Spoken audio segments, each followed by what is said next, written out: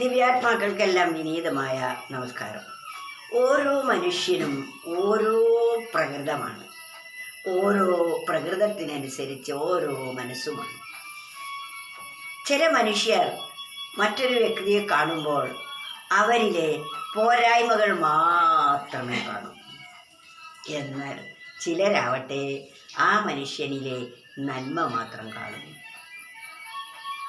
നന്മ കാണണമെങ്കിൽ നമ്മളിൽ നന്മ നിറഞ്ഞിരിക്കണം. തിന്മ നിറഞ്ഞ ഒരു മനുഷ്യനാണ് മറ്റുള്ളവരുടെ തിന്മയെ കണ്ട് വിമർശിക്കുന്നത്. മറ്റുള്ളവരിൽ ഒരു തിന്മ കണ്ടാൽ നല്ലവരായ ഒരാൾ എന്തു ചെയ്യും? ആ തിന്മ എന്നിലുണ്ടോ, ഉണ്ടെങ്കിൽ അതാണ് മാറ്റേണ്ടത് എന്ന് നാം ബോധിക്കണം. നന്മ നിറഞ്ഞ മനുഷ്യനാണ് നന്മ കാണുന്നത്. അതുപോലെ അതിവിടെ പറയുന്നു, ന്യൂനത കാണാതിരിക്കൂ, എങ്ങും പൂർണ്ണത കാണാൻ ശ്രമിക്കൂ, ഈശ്വരാരാധനം പൂർണ്ണ മനസ്സോടെ നിർവഹിച്ചിടുവീനെന്നും. നമ്മൾ കാണുമ്പോൾ മറ്റൊരാളുടെ കുറ്റങ്ങളും കുറവുകളും പോരായ്മകളും അല്ല കാണേണ്ടത്. അവരിൽ വല്ല നല്ലതുണ്ടോ? മറ്റൊരാളിലെ തിന്മ കാണുമ്പോൾ നാം നമ്മിലെ തിന്മയെ തിരിച്ചറിയാൻ ആയിരിക്കണം കാണുന്നത്. അല്ലാതെ അവരുടെ തിന്മ കണ്ട് അവരെ അടിച്ചമർത്താൻ ആവരുത്. ഒരാൾ തിന്മ ചെയ്യുന്നുവെങ്കിൽ സമ്പത്ത് അധികം നേടിക്കഴിഞ്ഞാൽ ആ സമ്പത്ത് തന്നെ അയാൾക്ക് ആപത്തായി വരുന്നത് കണ്ടാൽ അമിതമായ സമ്പത്തിനുള്ള മോഹമുണ്ടാവില്ല.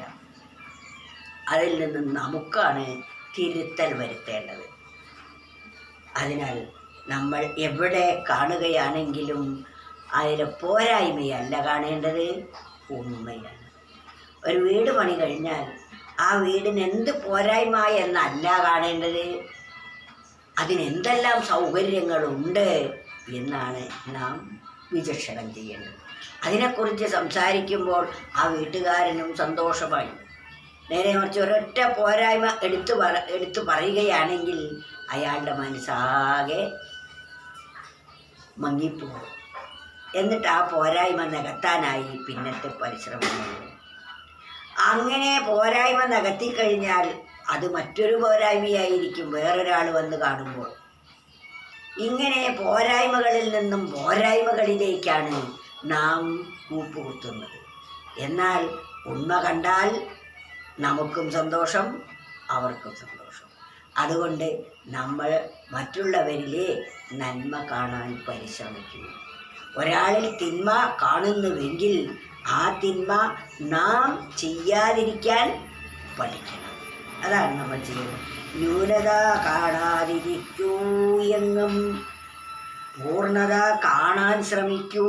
പോരായ്മയല്ല കാണേണ്ടത്, അതിലുള്ള നന്മ അല്ലെങ്കിൽ പൂർണ്ണത കാണാനാണ് പരിശ്രമിക്കേണ്ടത്.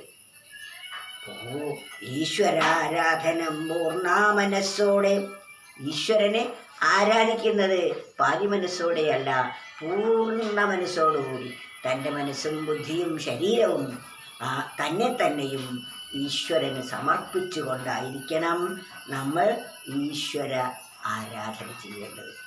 ഈശ്വരാരാധനം, ഈശ്വരനെ ആരാധിക്കുന്നത് പൂർണ്ണ മനസ്സോടെ നിർവഹിച്ചിടുവീനെന്നും.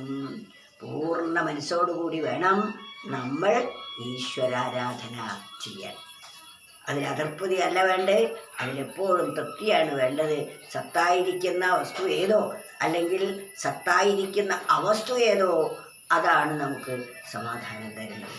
അതുകൊണ്ട് സത്തിനോടാണ് നമ്മൾ സംഘം വേണ്ടത്. സത്സംഗം കൊണ്ട് മാത്രമേ നമുക്ക് ആ പരമാത്മാവിനെ അറിയാൻ സാധിക്കുകയുള്ളൂ. അതാണ് മഹത്തുക്കളുമായുള്ള സംസർഗം എപ്പോഴും നമ്മെ നന്മയിലേക്കായിരിക്കും തിരിച്ചുവിടുന്നത്. ന്യൂനത കാണാതിരിക്കൂ, എങ്ങും പൂർണ്ണത കാണാൻ ശ്രമിക്കൂ, ഈശ്വരാരാധനം പൂർണ്ണ മനസ്സോടെ നിർവഹിച്ചിടുവീനെന്നും. ഹരേ കൃഷ്ണ. ഹരേ